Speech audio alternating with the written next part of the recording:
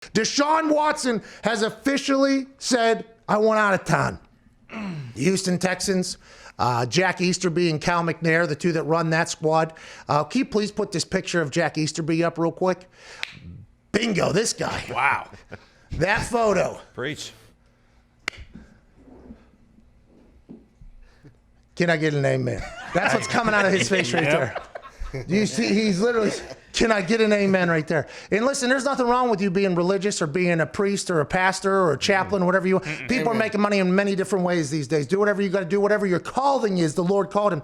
But I think whenever you go in and potentially brainwash somebody who's an owner, who's in charge of some things, and it potentially looks that way, you know, some people are going to have a negative reaction to it. And that has happened down there in Houston. We have no idea if Bill O'Brien, which team he was on, how that whole situation panned out. But the Caserio GM hiring from New England, which was potentially by this Easterby guy from the Patriots, who comes down to Cal McNair, prays with him, becomes his good side, starts being the one making the decisions around there.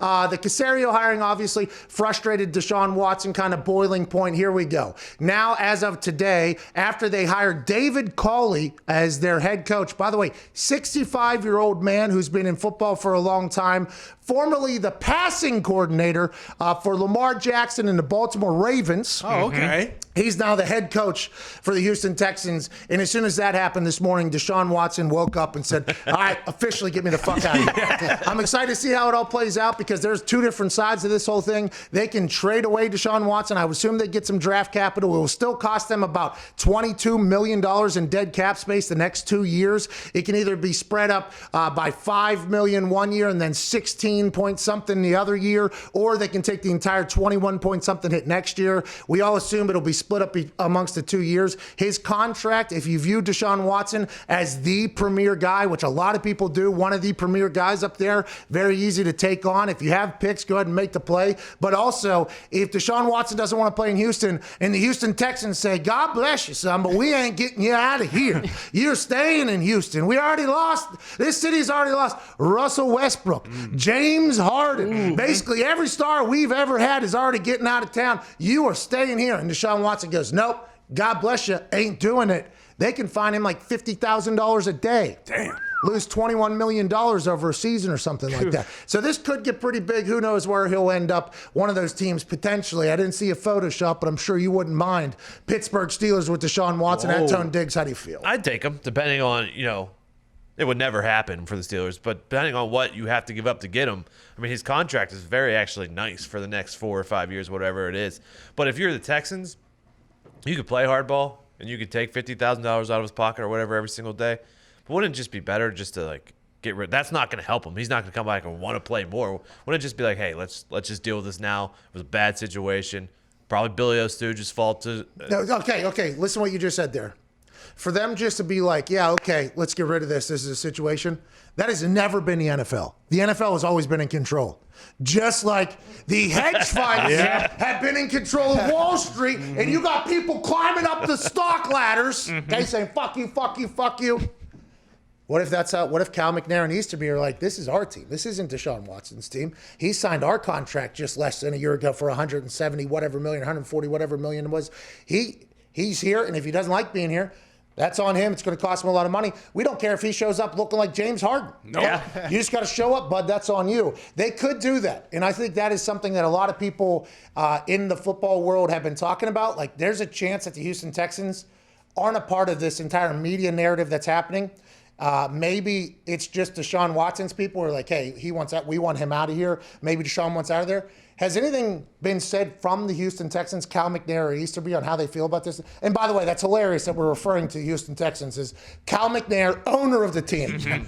Easterby, former chaplain of the New England Patriots. Yeah. Have Cal McNair or Jack Easterby said anything that they would even participate in this conversation, or Caserio? I don't think they have. So pre-June 1st and post-June 1st trade thing in the contract is such a big deal because the draft is ahead of time. That's why it costs more. But we were talking to here it is.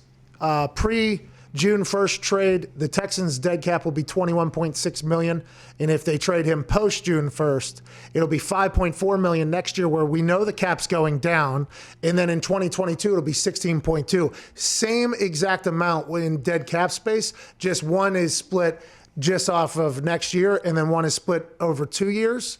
So you would assume that the Texans would want to do the post-June 1st one so that they only have to eat 5.4 if they trade him. Now, this is just from a Houston standpoint.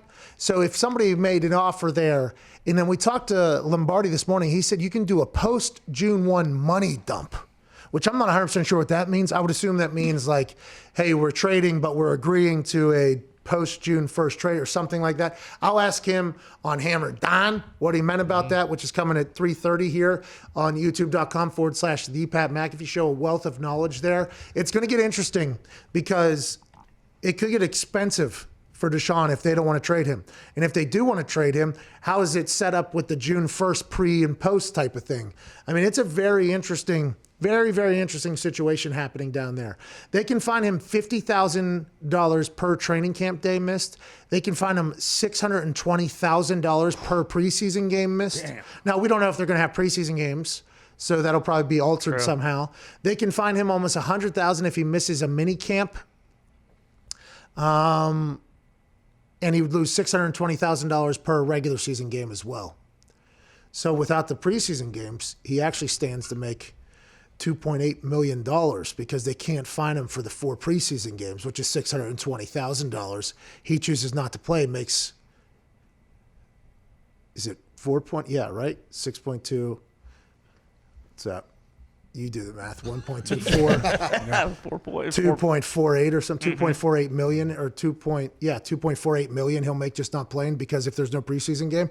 Something to think about. Huh. He would win. Normally that money would wipe out, I would assume, right? That's what the fine is. It wipes out all the money basically. If there's no preseason games and there's allotted for 4 preseason fines, seems like how you're going to get that money. Now he's won. If he just sits out, still gets paid. Congrats to him. Congrats. Nice job. Good negotiating. By the way, not journalists, have no idea if that's accurate. It might be, though. Sounds like it. Could be.